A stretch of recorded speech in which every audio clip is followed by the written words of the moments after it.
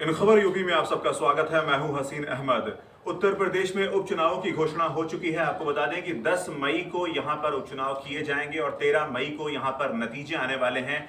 जिन दो सीटों की हम आपसे बात करने जा रहे हैं वो दो सीटें हैं मिर्जापुर की 96 सीट, जहां पर राहुल कोल जो थे वो विधायक थे, अपना दल एस पार्टी से आते थे। उसके साथ ही साथ दूसरी सीट जो है वो है स्वार टांडा रामपुर की विधानसभा सीट, जहां पर आजम खान के बेटे अब्दुल्ला आजम विधायक थे।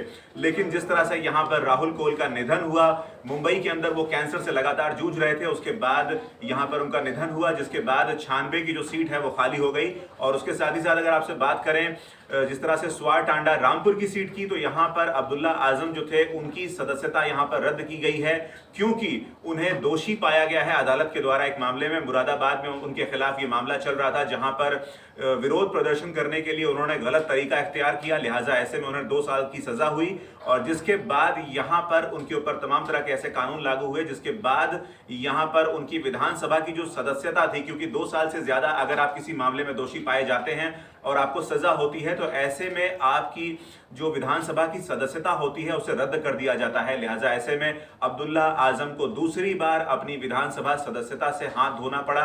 लिहाजा स्वार टांडा रामपुर की सीट जो है विधानसभा की वो खाली हो चुकी है। उसके साथ मिर्जापुर की 96 सीट भी इस वक्त खाली है। लिहाजा उत्तर प्रदेश में उपचुनावों की घोषणा हो गई है और अब एक बार फिर से चुनाव होंगे। लिहाजा इसमें सबसे बड़ी बात जो निकलकर सामने आ रही है वो ये है कि अनुप्रिया पटेल की पार्टी अपना दल इन दोनों ही सीटों के ऊपर काफी ज्यादा मजबूत दिखाई देती है, क्योंकि राहुल कोल इन्हीं की टिकट पर चुनाव लड़े थे। अपना दल एस के ही टिकट पर उन्होंने चुनाव लड़ा और जीता था। और अगर बात करें रामपुर की विधानसभा स्वार टांडा सीट की, तो यहां पर हमजा मियां जो थे उन्होंने बहुत ज्यादा टक्कर दी थी अब्दुल्ला आजम को। लिहाजा ऐसे में माना जाता है कि आने वाले वक्त में यहां पर जिस तरह से अनुप्रिया पटेल और अपना दल एस का दबदबा बहुत ज्यादा कायम है, आने वाले वक्त में यहां पर बड़ी बढ़त बना सकते हैं। और अपना दल फिलहाल इस पूरे मामले को लेकर बहुत ज्यादा उत्साहित नजर आ रहा है, क्योंकि इन दोनों ही सीटों पर उन्हें जीतने की संभावना प्रबल रूप से दिखाई पड़ रही है।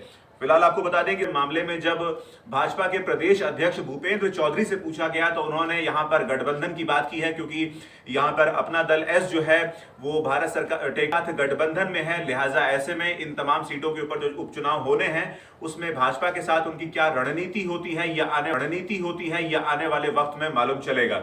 ऐसी तमाम जानकारियों के लिए बने रहिए इन खबर यूपी के साथ।